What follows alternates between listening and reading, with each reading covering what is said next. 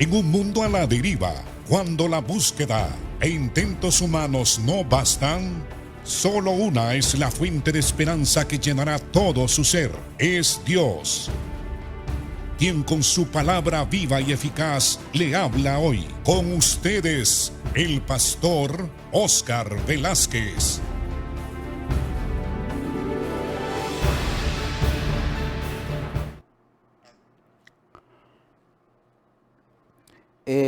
Dios les bendiga, amados hermanos, Dios les bendiga. Estamos en el capítulo 7 del libro de San Lucas. Gracias a Dios que hemos avanzado 7 capítulos y ahora nos encontramos en el momento en que Juan había sido encarcelado. Herodes lo había encarcelado a causa de que él le había dicho que no era lícito tener a la esposa de su hermano. Los gobernantes romanos en aquel entonces tenían una moral muy baja. Muchos de los que gobernaban tenían relaciones con sus hermanas, tenían varias esposas y algunos de ellos eran homosexuales. Entonces aquí tenemos a Herodes, que tenía como esposa la esposa de su hermano Felipe. Y en ese contexto, Juan, encarcelado, los discípulos vinieron a Juan, lo visitaron en la cárcel y le contaron las cosas que Jesucristo hacía en diferentes ciudades, pueblos, aldeas. Y el texto dice así, capítulo 7, verso 11. Aconteció después que él iba a la ciudad que se llama Naín. Eso ya lo predicamos. Versículo 18, versículo 7, 18. Los discípulos de Juan le dieron las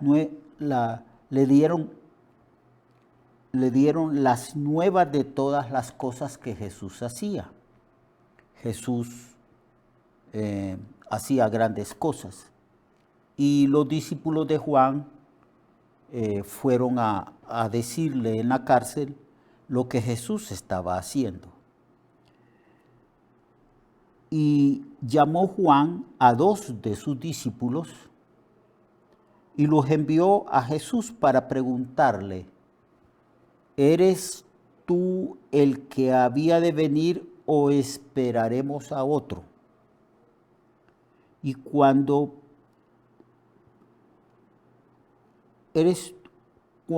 pues los hombres vinieron a él, dijeron: Juan el Bautista nos ha enviado a ti para preguntarte: ¿eres tú el que había de venir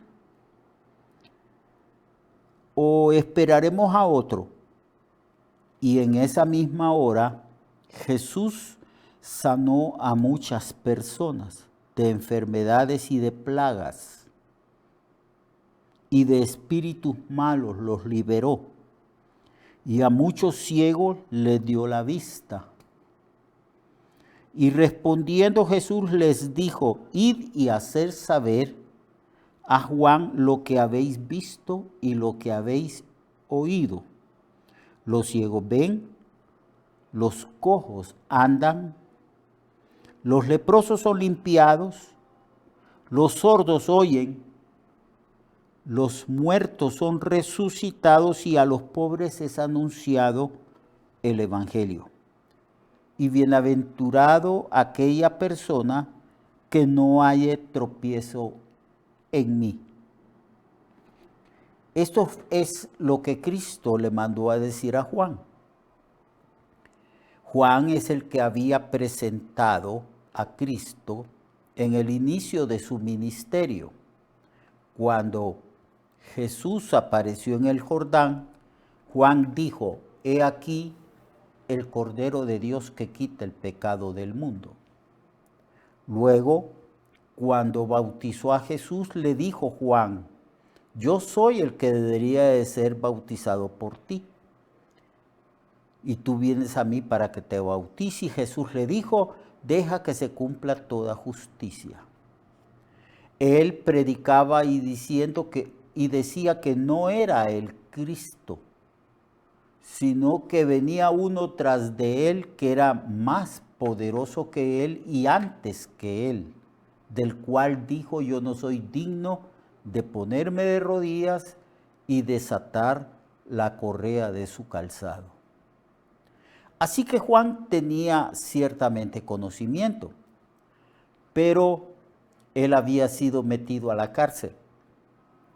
Lo que los judíos tenían en mente respecto a la venida del Mesías es que el Mesías iba a venir a organizar sus ejércitos, combatir a los ejércitos del imperio romano y establecer una especie de imperio sobre toda la faz de la tierra, porque así estaba profetizado del Mesías.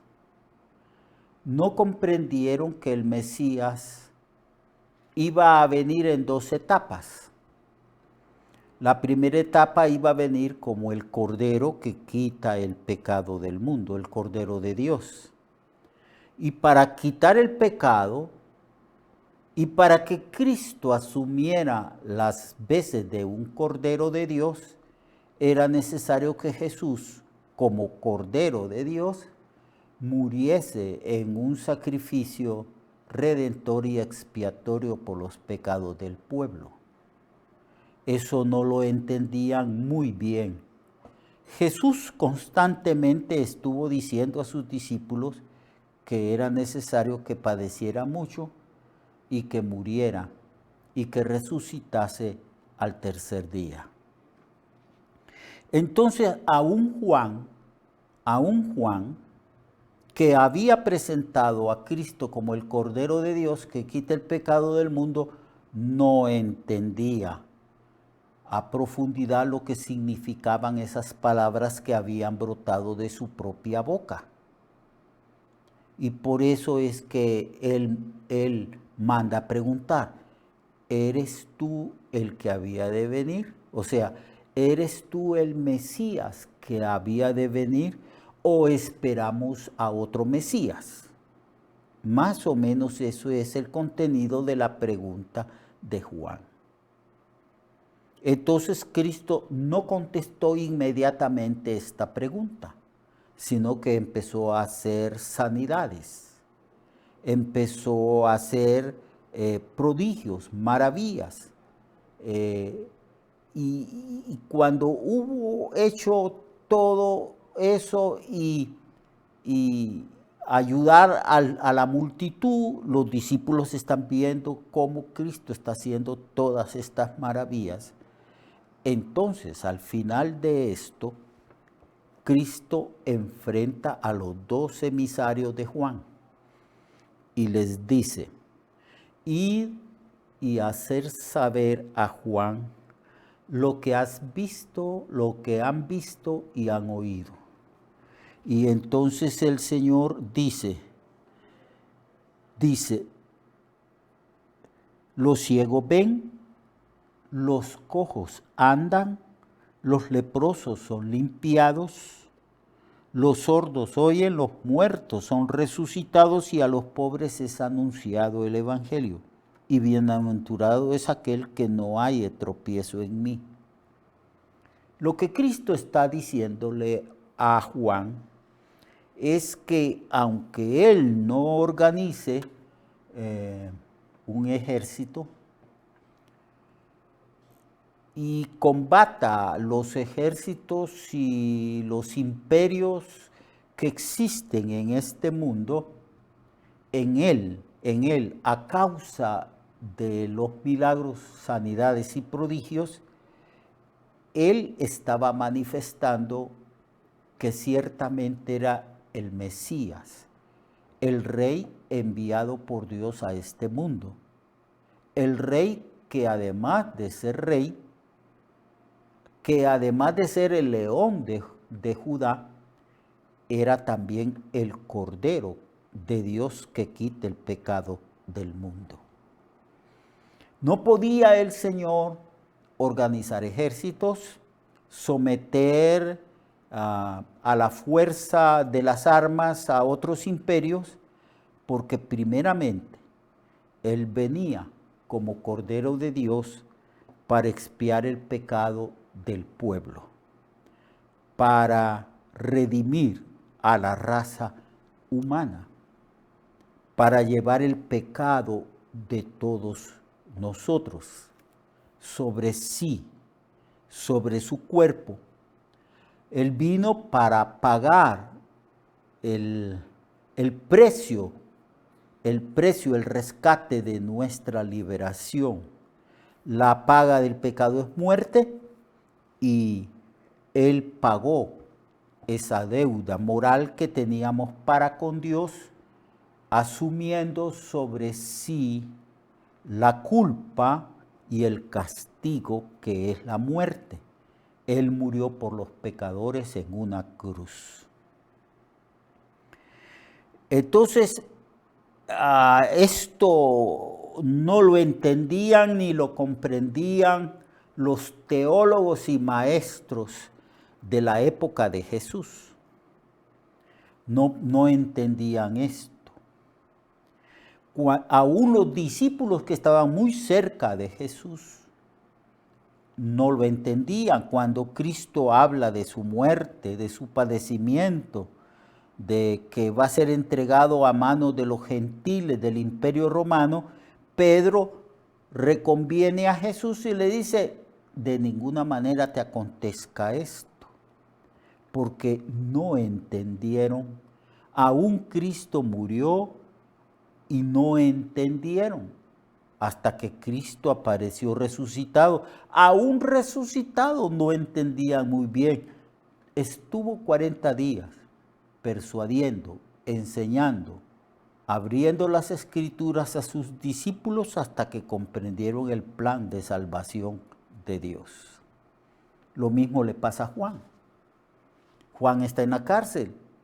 Quizás Juan espera que Cristo intervenga ante las autoridades romanas o intervenga con armas, con gente armada, para liberar a Juan.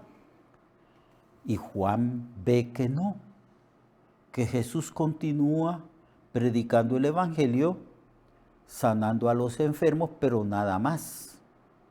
Entonces Jesús le manda a decir que Él es el Mesías y que las señales de que Él es el Mesías son los milagros creativos. Los cojos eran sanados. Eso indica que les crecía la pierna. Los mancos eran sanados. Eso indica que les crecían brazos y manos. Los ciegos veían. Los muertos eran resucitados. Todas estas manifestaciones eran manifestaciones del poder divino. Esto eran credenciales, eran signos, señales de que Él era el Mesías. Y luego advierte a Juan y a todo mundo diciendo: bienaventurado el que no haya tropiezo en mí. Porque a lo largo de la historia del cristianismo, desde que Cristo muere y resucita, siempre han habido personas que han tropezado en Cristo, han desechado a Cristo como el Hijo de Dios. Sí, aún teólogos, eruditos, aún personas que son reputadas por sabios, ellos en la persona de Cristo han tropezado, porque no han creído que Él es el Mesías, el Rey, el Hijo de Dios, el Salvador del mundo. Entonces Jesús le está diciendo a Juan que no dude, que no claudique de su fe. Él es el Mesías, no hay otro. Él pregunta, ¿esperaremos a otro? No hay otro. Los judíos, los israelitas, los que practican la religión judía, todavía hasta el día de hoy están esperando a otro Mesías. Pero no hay otro, ya vino.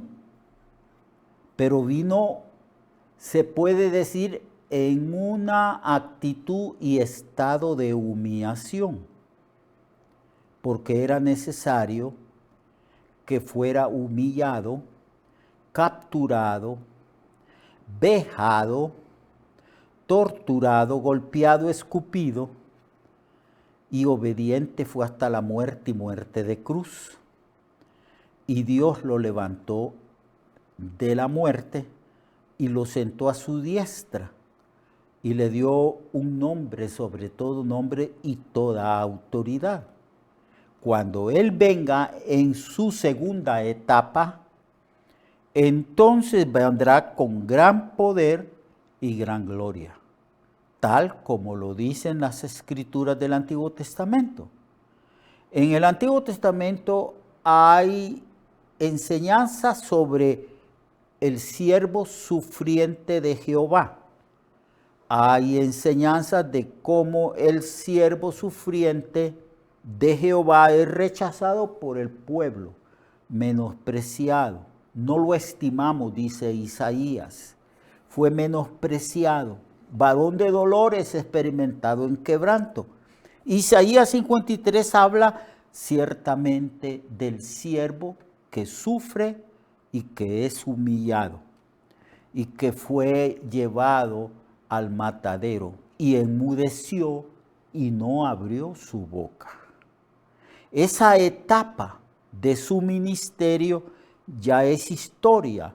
Ya Cristo fue menospreciado, desechado, humillado, golpeado, burlado, y ahora el Señor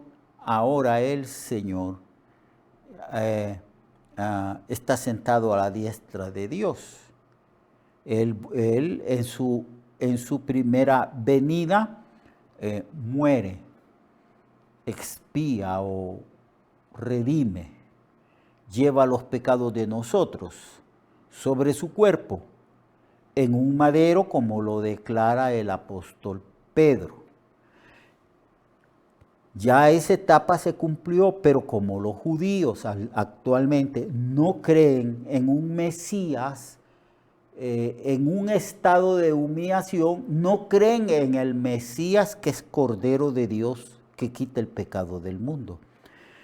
No sé por qué razón los judíos jamás entendieron esto. Siempre creyeron que su Mesías era un poderoso guerrero. Siempre creyeron que su Mesías iba a tener un poderoso ejército y que iba a luchar contra los ejércitos del mundo y establecer un reino universal. Eso va a suceder en su segunda etapa, pero jamás entendieron que aquel humilde carpintero era el Mesías y que iba a morir por el pueblo de Israel. Él salvará, dijo Gabriel a María, al pueblo de sus pecados. Ellos consideraron que el Mesías no era redentor, sino guerrero, rey, poderoso. No consideraron el pecado del pueblo de Israel, pero Dios sí lo consideró. Y por eso vino a morir por los pecados del pueblo. Ahora lo estamos esperando, hermano y hermana.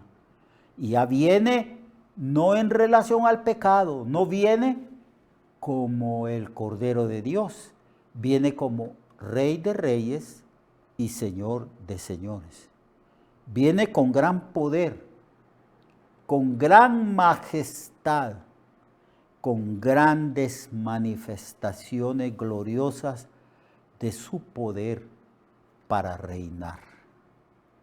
Así que Juan es instruido y Cristo le dice: Juan, aunque no veas que yo tengo un ejército para liberarte de la cárcel, sepas tú que soy el Mesías, porque yo resucito los muertos. Tengo autoridad sobre la muerte, sobre la enfermedad, sobre los cojos, sobre las dolencias humanas, y echo fuera los demonios. Tengo toda autoridad sobre el reino del mal de Satanás.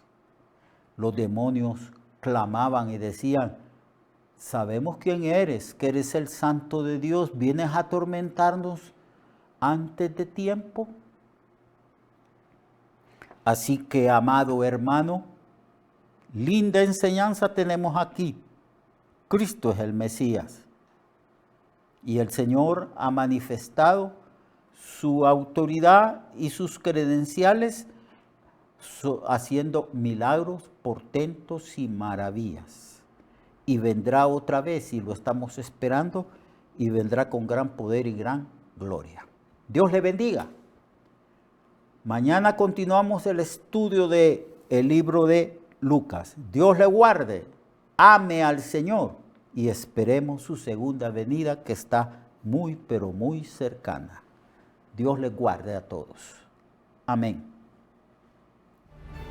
Recuerde que su vida puede cambiar y mejorar, porque la palabra de Dios es viva y eficaz, y más cortante que toda espada de dos filos.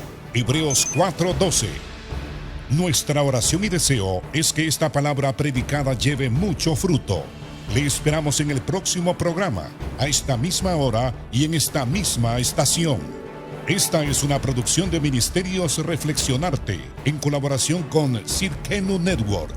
Sus comentarios son bienvenidos. Escríbanos al correo reflexionartehn@gmail.com o al 504-9802-6186. 504-9802-6186.